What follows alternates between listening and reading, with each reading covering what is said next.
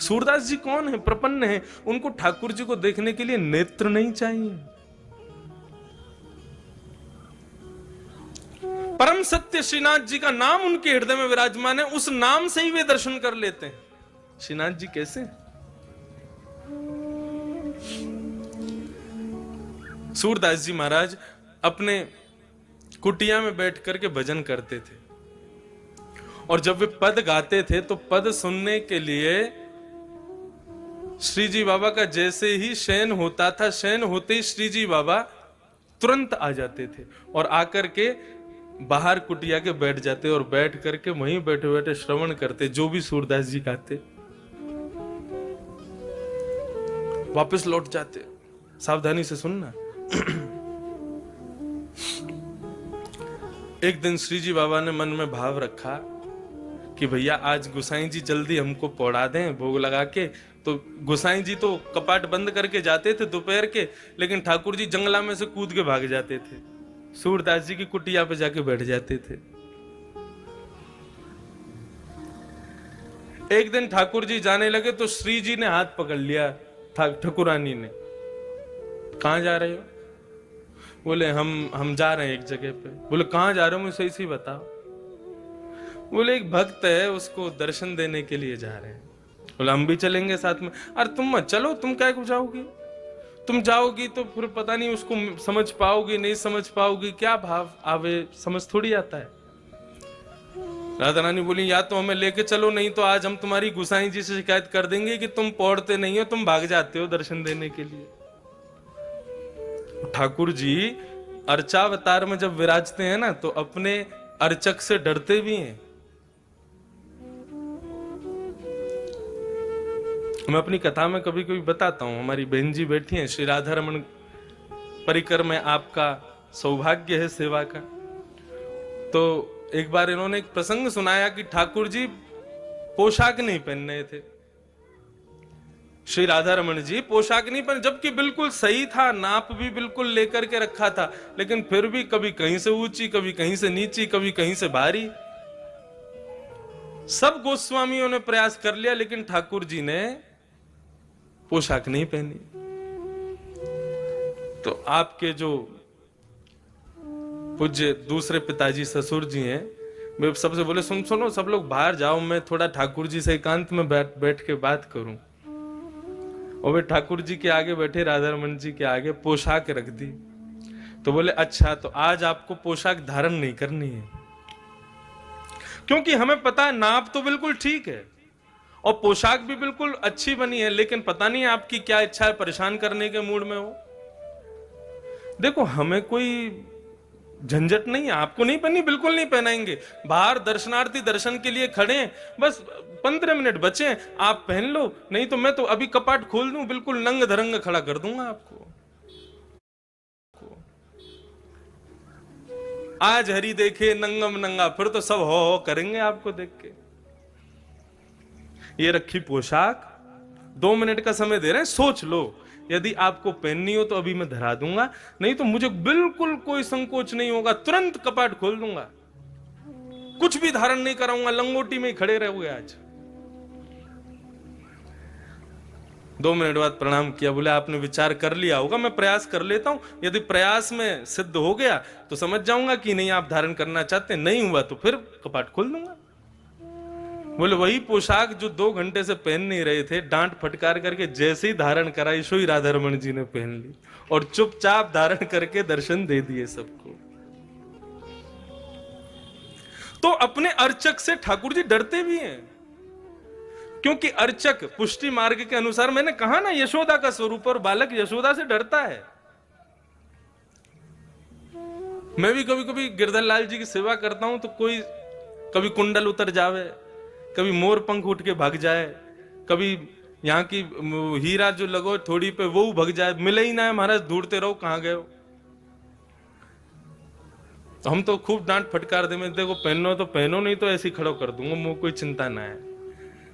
और वास्तव में एक और भाव, ठाकुर जी क्या छोटे से लाला है, और छोटे से बालक को, जैसे अब सर्दी का समय, छोटे छोटे बालकों को मैया टोपा पहनावे, कपड़ा पहनावे, तो कभी कुछ उतार के फेंके, कभी कुछ उतार, वैसी लाल जी हैं। तो क्या किया करो, छोटी छोटी गैया, छोटे छोटे घोड़ा, छोटे छोटे खिलौना ठाकुर जी के आगे रख दो और तब श्रृंगार शुरू करो। क्या बोले, अब लाला तू खेलवे में व्यस्त है कि अब तेरा श्रृंगार करेंगे। जैसे ही ठाकुर जी खेलने में व्यस्त हो जाए, श्रृंगार धराओ, तुरंत धारण कर लेंगे। ये भाव है केवल कि उनको व्यस्त कर दो किसी कार्य में, वो व्यस्त होते ही फिर आपका श्रृंगार स्वीकार हो गया।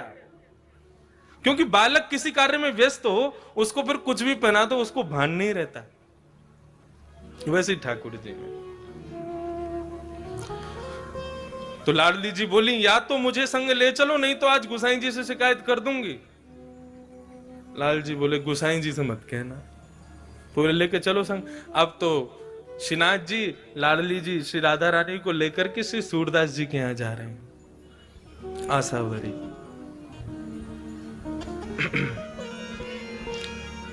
सूरदास जी की कुटिया में जाकर के दोनों प्रिया प्रियतम अविराजित हुए हैं और दोनों इतने भाव से सूरदास जी के पद को श्रवण कर रहे हैं, लेकिन सूरदास जी को नहीं पता कि ठाकुर जी मेरे सामने बैठे हैं। पद का गान करते करते करते करते करते दोनों प्रिया प्रियतम ऐसे भावावेश में आ गए कि भूल गए कि हमें वापस दर्शन देने जाना है।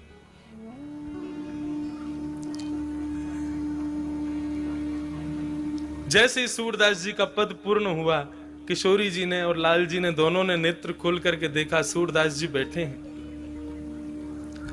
किसी कार्य के लिए उठने लगे, कहीं जाने लगे, तो दोनों उनके पीछे पीछे चलने लगे।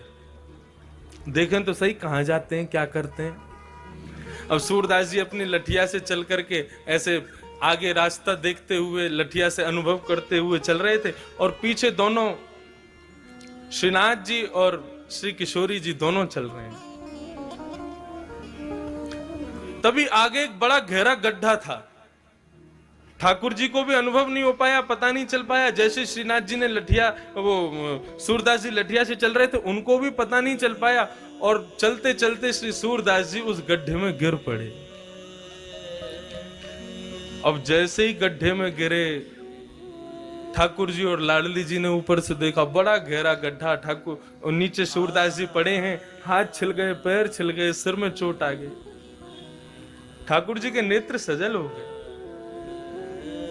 किशोरी जी, हम यह अवस्था में इनको छोड़ के ना जाएंगे, चलो इनकी नेक मदद कर दें, इनको नेक ऊपर उठा लें। बोलो क्या बात कर रहे हो, बाबा पहचान जाएगा हमको, और पहचान गए हो ना तो जो भाव है ना या कि वो सब खत्म हो जाएंगे। ठाकुर जी वास्तव में मिलते क्यों नहीं है, ताकि आपका भाव दिनों दिन बढ़ता रहे। क्योंकि सामीप्य में दोष आ जाता है। आप किसी को दूर से देखो बहुत प्यारा लगेगा, लेकिन उसके संग आप 10-5 दिन रह लोगे ना तो उसमें आपको दोष दिखने लग जाएंगे। तो ठाकुर जी भाव रखते हैं कहीं मेरे दोष, ठाकुर जी में कोई दोष नहीं होता, दोष हम में होता है। कहीं हमें कोई दोष ना आ जाए, हमारी भक्ति में दोष ना आ जाए, इसलिए ठाकुर जी दूर ही रहते हैं। लेकिन लाडली जी कहने लगी, ठाकुर जी मत करो। ठाकुर जी बोले, नहीं, मैं ऐसे ना देख सकूं सूरदास को। तुरंत ठाकुर जी ने अपनी काली कमली उतारी और नीचे गड्ढे में डाल दी और किशोरी जी कही, आप मेरी कमर पकड़ लो, मैंने काली कमली पकड़ ली है, अब सूरदास जी या को पकड़ के ऊपर आ जाएंगे। सूरदास जी अपनी लठिया खोज रहे हैं कहां गई, तभी ऊपर से ठाकुर जी बोले, बाबा। और जैसे ही बाबा शब्द सुना है, सूरदास जी ने रोम रोम नृत्य करने लगा। जितनी पीड़ा थी सब दूर हो गई, नेत्रों में मानो आंसू छलक पड़े हों। बोले, ये स्वर तो मेरे श्रीनाथ बाबा का ही हो सकता है। हाँ भाई, कौन है भैया?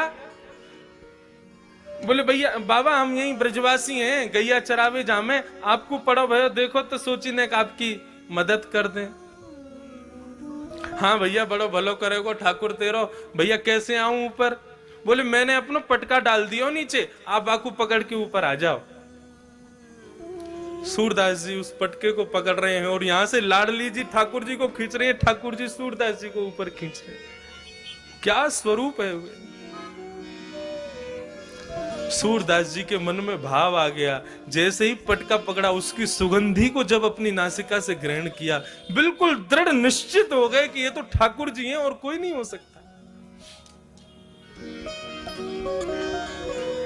जैसे ही गड्ढे से ऊपर निकल करके सूरदास जी आए, जानबूझ करके ऐसा भाव दिखाया कि मानो झटके से गिर पड़े हों, और गिरे तो कहां गिरे, श्री लाडली जी के चरणों में जाकर के गिर गए। और गिरते ही बड़ी चतुराई से श्री किशोरी जी के एक पांव की पाजेब को सूरदास जी ने पकड़ करके खींच के अपनी जेठ में भर लिया, और भर करके ठाकुर जी खड़े हो गए, किशोरी जी खड़ी हो गई, सूरदास जी भी व्यवस्थित हो गए। ठीक है बाबा, अब तुम बाहर आ गए हो, अब पीछे को मत जाइए, गड्ढा तुम यहाँ चले जाओ। और ठाकुर जी ने किशोरी जी को बात करो, जल्दी चलो, गोसाई जी दर्शन खोल देंगे, नहीं मिले तो बहुत डांट पड़ेगी। अब किशोरी जी जैसे ही चली, तो चलते ही एक पांव की तो छम आवे आवाज, दूसरे पांव की आवाज ही नहीं। किशोरी जी ने नीचे देखी, बोले हमारी पाजेब कहाँ है? अब तो ढूंढने लगे तो दूरी दिख गई, बोले पाजेब हाथ में लटक रही है सूरदास जी के। किशोरी जी बोली मेरी पाजेब रह गई है। ठाकुर जी बोले दूसरी दिलवा देंगे, चलो। वो नामों को तो वही चाहिए जो सूरदास जी पे। बोले तुम फंसवाओगे आज, सूरदास बाबा तो जन कब छोड़ेगा, लेकिन आज गोसाई जी बहुत डांट लगाएंगे। किशोरी जी बोली हमको तो वही पाजेब चाहिए। तो बोले तुम ही लिया। बोले मुंह को डर लगाया बाबा ते, मैं ना जाऊंगी, तुम ही मांगो। लाडली जी तो चाह रही है कि ये कृपा आज कर ही दे इनके ऊपर। ठाकुर जी फिर से गए, बाबा हाँ हाँ भैया बोलो, वो हमारी एक पाजेब आपके पास रह गई है, आप कृपा करके हमको प्रदान कर दो। ठाकुर जी बोले, वो सूरदास जी बोले भैया मैं कैसे मान लूं ये पाजेब तुम्हारी है? अब भैया मैंने तुम्हें दे दी और फिर कोई आयो कि बाबा मैंने तुम्हारी सहायता करी, मेरी पाजेब गिर गई, तो मैं तो झूठो है जाऊंगा। ठाकुर जी बोले तो आपको पता कैसे चलेगी कि या की दूसरी पाजेब कौन के पास? आप पे आंख तो है ना? बोले आंख ना है लेकिन हाथ तो है ना, अनुभव कर लूंगा मैं। तो बोले क्या करोगे? बोले दूसरी पाजेब जो है का है, वो मेरे हाथन के आगे आप चरणन में धारण करके ही दे दो, मैं वह पाजेब को हाथ से स्पर्श कर लूंगा, सो दूसरी पाजेब पहना दूंगा। किशोरी जी मुस्कुरा गए, बोले सूरदास जी समझ गए कि ये ठाकुर जी पधारे हैं। ठाकुर जी बोले आओ। अब तो किशोरी जी आगे आई, आगे आकर के खड़ी हुई, सूरदास जी से कही सूरदास जी नीचे बैठो, नीचे देखो, एक पाजेब देख लो और दूसरे पाँव में पहना दो। जैसे ही पाजेब देखी तो समझ गई, बोले हाँ भैया तुम्हारी है। दूसरे पाँव में पाजेब पहना करके श्री किशोरी जी के चरणों से लिपट गए सूरदास जी, अपने नेत्रों के जल से उनके पैरों को धोने लगे। बोले कृपा करो प्रभु, मैं पहचान गया हूं आप पधारे हो मुझ पे कृपा करने। किशोरी जी ने सूरदास जी को उठाया और ठाकुर जी, किशोरी और सूरदास जी तीनों को आलिंगन किया।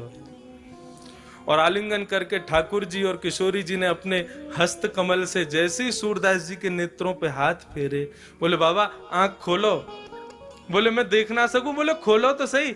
जैसे ही नेत्र खोले तो श्रीनाथ जी राधा रानी के संग में सामने खड़े हुए हैं। बोला भक्त वत्सल भगवान की